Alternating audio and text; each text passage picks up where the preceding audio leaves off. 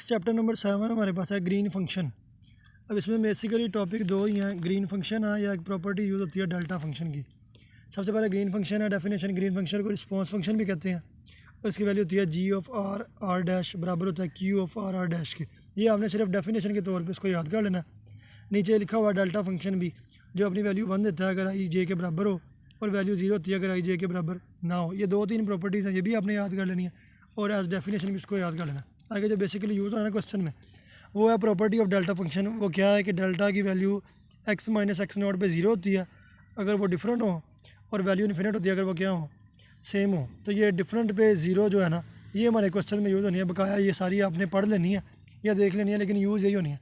इसके बाद homogeneous differential equation और नॉन होमोजीनियस डिफरेंशियल इक्वेशन, ये भी आपने डेफिनेशन एज डेफिनेशन इनको पढ़ लेना सिर्फ। आगे बेसिकली जो तरीक़ेकार है ना जिससे क्वेश्चन है 8-10 क्वेश्चन है चैप्टर में सारे, और है भी ईजी, वो मेथड देख लें। अब ये मेथड आपने देखना और साथ साथ क्वेश्चन करते जाना है। दोनों चीज़ों को साथ साथ लेके चलेंगे तो समझ आती जाएगी। सबसे पहला मेथड क्या, आपने अल्फ़ा अप्लाई कर देना है। जो गिवन जी एक्स एक्स डैश होगा ना उस पर आपने अल्फ़ा को क्या कर देना है, अप्लाई कर देना है, और उसको इक्वल कर लेना है delta of x minus x dash. साथ साथ मैंने कहा ये पहला पॉइंट मैंने पढ़ा है, क्वेश्चन भी साथ साथ देखते जाएँ। क्वेश्चन आपको ये गिवन है, अल्फ़ा की वैल्यू ये गिवन है, एक ऑपरेटर है, ठीक है। और उसके बाद आपको जी ऑफ, ये बाउंड्री कंडीशन गिवन है, जी ऑफ 0 एक्स डैश बराबर होता है 0 के, और जी ऑफ ए एक्स डैश भी किसके बराबर होता है 0 के। क्वेश्चन में आपको क्या कहा हुआ था कि अप्लाई कर दें अल्फ़ा को उस जी पे, तो मैं पहले स्टेप में वही कर रहा हूँ। अल्फ़ा को किस पे अप्लाई कर दिया, जी पे, और उन्होंने पहले स्टेप में कहा था उसको इक्वेट कर दें delta of x minus x not, और एक्स नॉट इक्वल नहीं है। अब डेल्टा की प्रॉपर्टी थी कि जब of delta of x minus x not, उसका आंसर क्या था 0। मतलब ये तो ईजी हो गया कि राइट साइड क्या होगी 0। अब सिर्फ अल्फ़ा अप्लाई होना है g of x x dash पे। अल्फ़ा की वैल्यू ये थी, उसको जी पे मैंने अप्लाई कर दिया, बराबर किसके है 0। अगर आपके पास राइट साइड 0 है तो ऑक्सिलरी इक्वेशन बन जाएगी minus a square D square plus 1। यहाँ से डी की वैल्यू आ जाएगी प्लस माइनस ए 1 ओवर ए। तो जी हमारे पास सोल्यूशन आ जाएगा ए ई की पावर एक्स ओवर ए प्लस बी ई की पावर माइनस एक्स ओवर ए। ये आपके पास आ गया जनरल सोल्यूशन। पॉइंट 1 यहाँ तक मेरा क्लियर हो गया। पॉइंट 2 क्या था कि सॉरी पॉइंट 2 में लिखा हुआ जनरल सोल्यूशन फाइंड कर दें। पॉइंट 2 तक मेरा काम क्लियर हो गया। पॉइंट 3 क्या है, उन्होंने कहा इसके बाद आपने दो बना लेनी एक्सप्रेशन। एक को कह लेना है जी L of x x dash और एक को कह लेना है G R of x x dash. अब ये किस तरह आगे क्वेश्चन में देखें ज़रा। जनरल सोल्यूशन तक काम हो गया ना, जनरल सोल्यूशन तक आपका काम हो गया।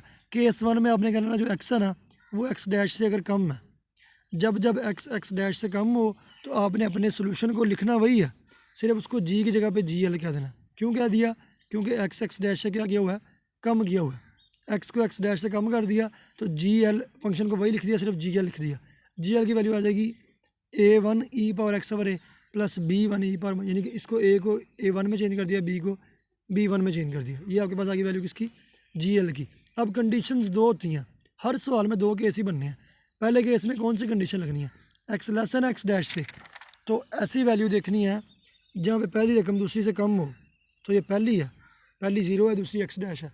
पहली कंडीशन क्या कहती है कि जी ऑफ 0 एक्स डैश की वैल्यू क्या होती है 0। इसका मतलब कंडीशन आ जाएगी जी एल ऑफ 0 एक्स डैश किसके बराबर हो जाएगा 0 के। इधर मैंने पुट कर देनी है, जी एल ऑफ 0 एक्स डैश के बराबर आ जाएगा 0 के, एक्स के पे 0 आ जाएगा, यह आ जाएगा a1 प्लस b1 बराबर किसके 0 के।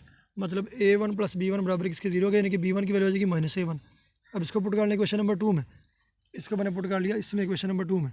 b की वैल्यू पुट करेंगे तो ये हमारे पास a में b की वैल्यू पुट कर दी ना, a में एक इक्वेशन आ गई, जी L of x x dash की इक्वेशन आ गई a में। उस सारे कांस्टेंट को मैंने मिला के c कह दिया, 2a को मैंने क्या कह दिया c, और आगे आ गया साइन हाइपरबोलिक एक्स ओवर ए। इसको कहते हैं इक्वेशन नंबर a। केस 1 बना था जब क्या होगा, x कम होगा x डैश से, उसमें मैंने थोड़ी सी एक बाउंड्री कंडीशन लगाई, थोड़ा वर्क किया, जी एल में एक इक्वेशन आ गई। आगे आ गया केस 2। ये पॉइंट कहता था कि आपने जी एल भी बनाना है और जी आर भी बनाना है। अब जी आर क्या है, वो जी आर तब पता जब एक्स क्या हो, ग्रेटर हो किससे, एक्स डैश से। एक्स ग्रेटर होगा एक्स डैश से, सोल्यूशन वही उठाएंगे, सिर्फ यहाँ पे क्या लिख देंगे जी आर लिख देंगे, ये मेरे पास सोल्यूशन आ गया। अब बाउंड्री कंडीशन एक यूज़ हो चुकी थी, दूसरी जो रह गई थी वो यूज़ कर लेंगे। दूसरी कंडीशन कहती है कि ए एक्स डैश पुट करें तो आंसर क्या आता है 0, इसमें ए एक्स डैश पुट करें, आपके पास a2 और b2 में एक रिलेशन आ जाएगा। b2 की वैल्यू मैंने a2 की शक्ल में लिख ली, वो b2 की वैल्यू इसमें क्या करेंगे, पुट करेंगे। तो ये मेरे पास G R of x x dash की वैल्यू आ जाएगी। ये 2a2 को मैंने सारे को d कह दिया, ये मेरे पास G R of x x dash में मेरे पास ये एक इक्वेशन आ गई डी में। मैंने सारे कॉन्स्टेंट को मिला के डी कह दिया, इसमें कोई इशू नहीं है। अच्छा, अब इसके बाद क्या करना है, यहाँ तक आपका हो गया, मतलब आपके ये वाले पॉइंट तक हो गया। दो बना लिए, x minus x less than x में ये बना लिया, ग्रेटर में ये बना लिया, दो कंडीशन बना ली, दोनों पे बाउंड्री कंडीशन अप्लाई कर दी, दो इक्वेशन आ गई, एक जी एल की एक जी आर की। अगले स्टेप में वो कहता है, फोर्थ स्टेप में, कि अब आपने अगर एक्स और एक्स डैश बराबर हों तो फिर ये दोनों आपस में क्या होते हैं, जो आपके दोनों आंसर आए वो आपस में क्या होते हैं, जी एल और जी आर आपस में क्या होते हैं, बराबर होते हैं, जब एक्स और एक्स डैश क्या होते हैं, बराबर होते हैं। इसको भी चेक कर लेते हैं। मेरा केस 1 का रिज़ल्ट ये वाला जी एल और केस 2 का रिज़ल्ट ये वाला जी आर, इनको मैंने कर देना इक्वल जब जब एक्स किसके बराबर होता है, एक्स डैश के। जी एल का रिज़ल्ट ये था, जी आर का रिज़ल्ट ये है, जब जब एक्स किसके बराबर एक्स डैश के। जहाँ जहाँ पे एक्स था मैंने वहाँ क्या लिख दिया, एक्स डैश डाल दिया। यहाँ से सी और डी कंपेयर करेंगे और डी की वैल्यू मैंने सी की शक्ल में लिख ली। यहाँ तक इसको स्टॉप कर देना। अब आपके पास नेक्स्ट पॉइंट ये वाला पॉइंट हो चुका है, जी एल और जी आर को इक्वल किया, x equal to x dash पे। नेक्स्ट पॉइंट क्या है, अब हर सवाल में इसके बाद आपने करना है अल्फ़ा को इससे कंपेयर करना है।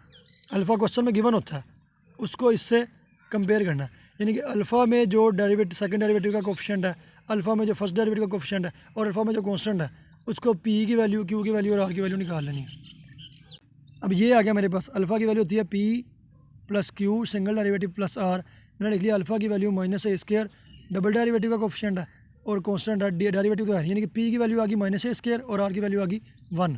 यहाँ से मेरे पास पी की वैल्यू आ गई माइनस ए स्क्वायर और आर की वैल्यू आ गई 1। अभी वो पॉइंट कंप्लीट नहीं था हुआ, वो पॉइंट कहता है कि आपने कंपेयर करके इनकी वैल्यू निकालनी है और उनको इस फार्मूले में पुट कर देना। अब ये फार्मूला क्या है, पी ऑफ एक्स डैश साथ डेरिवेटिव ऑफ जी एल का x is equal to x dash पे minus derivative of ji R का x is equal to x dash पे, और इसको बराबर किसके रखते हैं, -1 के। अब ये पॉइंट कंप्लीट हो जाएगा। किस तरह होगा देख लें। सबसे पहले P of x dash, P of x dash मतलब पी की वैल्यू वो क्या थी, माइनस ए स्क्वायर, मैंने माइनस ए स्क्वायर लिख दिया। इसके बाद डेरिवेटिव था जी एल का। अब जी एल की वैल्यू मेरे पास क्या थी भला, ये है मेरे पास जी एल की वैल्यू। इसका डेरिवेटिव मैंने लिया, ये देखें डेरिवेटिव लेके रखा हुआ, लेकिन x is equal to x dash पे, यहाँ पे एक्स था ना वो चेंज हो गया, एक्स डैश बन जाएगा, ये याद रखना है। Minus derivative of ji r, ये मेरे पास जी आर था, इसका भी मैंने डेरिवेटिव लिया, वो ये बन गया, डेरिवेटिव ऑफ जी आर लिखा, और बराबर किसके फार्मूले में -1 था। यानी कि ये फार्मूला सिंपल सा है, कंपैरिजन से जो पी की वैल्यू आएगी वो लिख देनी है, दो डेरिवेटिव लेने हैं, एक्स की जगह पे एक्स डैश ला देना है और -1 एज इट इज़ आ जाएगा। इसके बाद मैंने इसको सिंपलीफाई किया, ये ए था, इनको मल्टीप्लाई किया, इधर आके ये डिवाइड हो जाएगा, ये मैंने रख दी। इस इक्वेशन को मैंने कहा इक्वेशन नंबर 6। और अब यहाँ पे क्या हो गया, ये इक्वेशन आ जाएगी हमेशा हर सवाल में, यहाँ पे इक्वेशन आ जाएगी सी और डी में। ये जो भी आप कॉन्स्टेंट यूज़ कर रहे हो, ए बी अल्फ़ा बीटा जो भी, मैंने यहाँ पे सी और डी यूज़ किया थे। जी एल में सी था और जी आर में मेरे पास क्या था, डी था, उसमें वैल्यू आ जाएगी, सी और डी में इक्वेशन आ गई। अब मेरे पास यहाँ पे मैंने देखे जब इक्वेट किया था ना, तब डी को सी की शक्ल में लिखा था ना, उस वाले डी को उठा के यहाँ पे पुट कर देना, डी को उठा के यहाँ पे पुट कर दिया। जब पुट करूँगा और यहाँ पे सिंपलीफाई करूँगा, सिंपलीफाई करने से मेरे पास सी की वैल्यू आ जाएगी। ये दोनों क्वेश्चन सी में थी ना, पूरी क्वेश्चन सी में थी, मेरे पास सी की वैल्यू ये आ गई। जब सी की वैल्यू आ जाएगी तब आपने जहाँ पे कंपेयर किया हुआ था ना, डी की वैल्यू सी की शक्ल में निकाली थी, यहाँ पे सी की वैल्यू जो भी निकाली वो पुट कर दी, मैंने वो पुट कर दी, मेरे पास सी की वैल्यू भी आ गई और डी की वैल्यू भी आ गई। अब जी एल में सिर्फ सी अननोन था और जी आर में सिर्फ डी अननोन था। ये मेरे पास जी एल की वैल्यू थी, इसमें सी अननोन था, सी की वैल्यू पुट कर देंगे, और जी आर में मेरे पास डी अननोन था, डी की वैल्यू पुट कर देंगे, और दोनों वैल्यू पुट करेंगे तो ये मेरे पास जी एल का आंसर आ जाएगा और ये जी आर का आंसर आ जाएगा। हमने टोटली जी फाइंड करना था, उसके दो केसेस बने थे, एक केस में ये आंसर आता है, एक केस में ये आंसर आता है। मैंने लिख दिया जब x less than x dash हो तब ये आंसर आ जाएगा, जब x greater than x dash हो तब ये आंसर आ जाएगा। अब कोई भी और सवाल देख लो तो आपके पास क्लियर हो जाएगा। नेक्स्ट क्वेश्चन आपके पास ये डिफरेंशियल क्वेश्चन गिवन है, बाउंड्री कंडीशन भी गिवन है, और उन्होंने कहा अब जो आंसर आपने निकालना है वो निकालना नहीं है, उसको इसके बराबर प्रूव भी करें। तो अब देखें ये आपके पास डिफरेंशियल इक्वेशन था, इसमें से अगर आप ये बराबर किसके है, उन्होंने इस क्वेश्चन में खुद ही करवाया होगा कंपेयर। पिछले सवाल में आपको याद होगा अल्फ़ा की वैल्यू थी, मैंने जी पे अप्लाई की थी और कंपैरिजन में इक्वल करवाया था डेल के, लेकिन इस साइड पर डेल पॉजिटिव होता है, सबसे पहले मैं माइनस से मल्टीप्लाई कर दूँगा, इधर भी और इधर भी, हमारे पास इधर ये आ जाएगा। अब जो अप्लाई होता है जी पे उसको अल्फ़ा कहते हैं, यानी कि इसमें से जी को कॉमन निकाल लें, बाकी ये हमारे पास अल्फ़ा आ जाएगा। ये अल्फ़ा आ गया। इधर del of x minus x naught है, डेल जब दो ना डिफरेंट हो डेल का आंसर आता है 0। अब delta of x minus x dash बराबर होता है 0 के, ये तो होगी साइड 0 रह गया। इसको एक्सिलरी इक्वेशन को मैंने सॉल्व किया, वैल्यू आ गई प्लस माइनस के आयोटा। अब जनरल सोल्यूशन आ जाएगा ए कोस के एक्स, क्योंकि इमेजिनरी आपको पता है ए कोस के एक्स प्लस बी साइन के एक्स। अब बनाएंगे केसेस। पहले केसेस में क्या, पहले केस में क्या होता था, एक्स लेस होता है किससे, एक्स डैश से, तो एक्स लेस कर दें एक्स डैश से। जब एक्स लेस हो जाएगा एक्स डैश से, उसको हम कह लेंगे जी एल। फंक्शन वही रहा, सिर्फ जी के साथ क्या लिख दिया, जी एल, साथ ये वैल्यू एज इट इज आ गई। अब कौन सी बाउंड्री कंडीशन जो बनी है, मैंने बताया था जब पहला केस होना है तब जो शुरू में 0 हो वो वाली बाउंड्री, यानी कि 0 एक्स डैश वाली, उसका आंसर 0 होता है। तो मैंने वो कंडीशन यूज़ कर दी। इधर से हमारे पास कांस्टेंट ए और बी की वैल्यू निकलेंगे। A1 की वैल्यू क्या आती है पुट करने से, 0 पुट किया तो जी एल की वैल्यू ये आ गई। इसको कहने इक्वेशन नंबर 2। केस 2 क्या बनाते थे, जब एक्स ग्रेटर हो एक्स डैश से। अब एक्स क्या ग्रेटर एक्स डैश से, तो फिर जी को क्या कहते हैं, जी आर, आगे वैल्यू एज इट इज़। अब बाउंड्री कंडीशन दूसरी अप्लाई हो जाएगी और आंसर 0 है। यहाँ से आपके पास B2 की वैल्यू A2 की शक्ल में आ जाएगी, जो इसमें पुट करेंगे आपके पास जी आर की फ़ाइनल वैल्यू ये बन गई। जी आर की फ़ाइनल वैल्यू आपके पास ये बन गई। इसको कह लें क्वेश्चन नंबर 3। अब आपके पास जी एल भी आ गया, जी आर भी आ गया। वो पॉइंट्स लिख लेने हैं, उनको सामने रख के सवाल करना है, फिर ही होना है। इसके बाद क्या करते थे, याद होना चाहिए आपको, जी एल और जी आर को आपस में क्या करना है, इक्वल कर देना। ये मैंने कर दिया। जी एल और जी आर को आपस में क्या कर दिया, एक में A2 यूज़ हो रहा है, एक में B1 यूज़ हो रहा है जो कांस्टेंट है। या पिछले सवाल में मैंने उनको मिला के CD कह दिया था, आप यहाँ पे भी CD कह सकते हैं, कोई इशू नहीं है, कांस्टेंट ही है ना। अब B की वैल्यू मैंने एक ही शक्ल में लिख के स्टॉप कर लिया था, याद है ना। इक्वेटिंग वाले स्टेप में एक ही शक्ल दूसरे में लिख के उसको स्टॉप कर लेते हैं। इसके बाद क्या करते थे, अल्फ़ा को कंपेयर करते थे इसके साथ, और P की, A की, B और P की, Q की और R की वैल्यू निकाली थी। मैंने तीनों वैल्यू निकाल ली। उसके बाद फार्मूला था P की value by as it is derivative of ji l की वैल्यू मेरे पास ये थी, इसका डेरिवेटिव लेके मैंने रखा हुआ ये। फिर डेरिवेटिव ऑफ जी आर, लेकिन एक्स पे नहीं, एक्स डैश पे, हर जगह पे एक्स डैश लिख लेना ज़रूर, और बराबर किसके है, -1 के। इसको मैंने सॉल्व करना है, ये मैंने सॉल्व किया। इक्वेशन B1 और A2 में आ जाएगी। इक्वेशन किस में आ जाएगी, B1 और A2। मैंने बताया था हर बार जी एल वाले कांस्टेंट और जी आर वाले कांस्टेंट में इक्वेशन आ जाएगी, आ गई। इसके बाद हर क्वेश्चन में जो आपने फाइंड कर लिया हुआ ना कांस्टेंट दूसरे की शक्ल में, जिस तरह मेरे पास यहाँ पे B1 था A2 की शक्ल में, उसको पुट कर देंगे B1 की जगह पे। अब रहेगा सिर्फ A2 में क्वेश्चन, इसको सॉल्व करेंगे तो आपके पास A2 की वैल्यू आ जाएगी। सिंप्लीफिकेशन है, कुछ भी नहीं है, बहुत ईजी। A2 की वैल्यू आ जाएगी। जब A2 की वैल्यू आ जाएगी तब उसको जहाँ पे कंपेयर किया हुआ है उसमें पुट करेंगे तो आपके पास B1 की वैल्यू भी आ जाएगी। ये आपके पास B1 की वैल्यू भी आ गई। जब दोनों वैल्यूज़ आ जाएंगी तो आपके पास GL की वैल्यू भी आ गई और GR की वैल्यू भी आ गई। अब मैंने आपको बताया था आपने फाइंड तो G करना है ना। G होता है GL की वैल्यू जब x लेस देन, और होती है GR की वैल्यू जब x ग्रेटर। अब उन्होंने इसमें ना, इस क्वेश्चन में जो कहा हुआ है प्रूव करो, उधर उन्होंने इकट्ठा लिखा हुआ है। अब ये इकट्ठा किस तरह लिखना है, ये x और साथ ग्रेटर का साइन है, ये x और साथ लेस का साइन। इकट्ठा हमें तो ये पता है ना कि इसके दो आंसर आने हैं, ये दो आंसर आ गए हैं। अब आगे बता रही है, ये बात बता रही है कि जब x किससे लेस हो, x डैश से, यानी कि जब x लेस हो x डैश से, जहाँ जहाँ पे x डैश है ना वहाँ पे x के लेस x को ग्रेटर कर दें,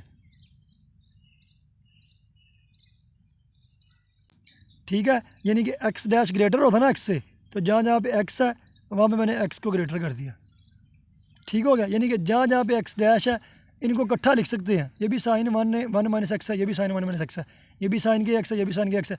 बटे में k साइन के है, बटे में k साइन के है, वो तो चीज़ें सेम है। फ़र्क कहाँ पे आ रहा था, x डैश पे। ऊपर वाले में x डैश ग्रेटर था तो मैंने यहाँ पे x डैश को हटा के सिर्फ x लिख दिया, सिर्फ साथ ग्रेटर का साइन। नीचे वाले में x डैश लेस है तो मैंने x डैश की जगह पे x लिख दिया, सिर्फ साथ लेस का साइन। तो इस तरीके से हम इकट्ठा भी लिख सकते हैं। ये भी क्वेश्चन आपका कंप्लीट हो गया। अब नेक्स्ट एक क्वेश्चन रहेगा, उसके 3 पार्ट है, मतलब छोटे छोटे 3 क्वेश्चन हो रहे हैं इस तरह के। इसमें मुश्किल कुछ भी नहीं है, सिंपल चीज़ जो आपको समझा दी गई है।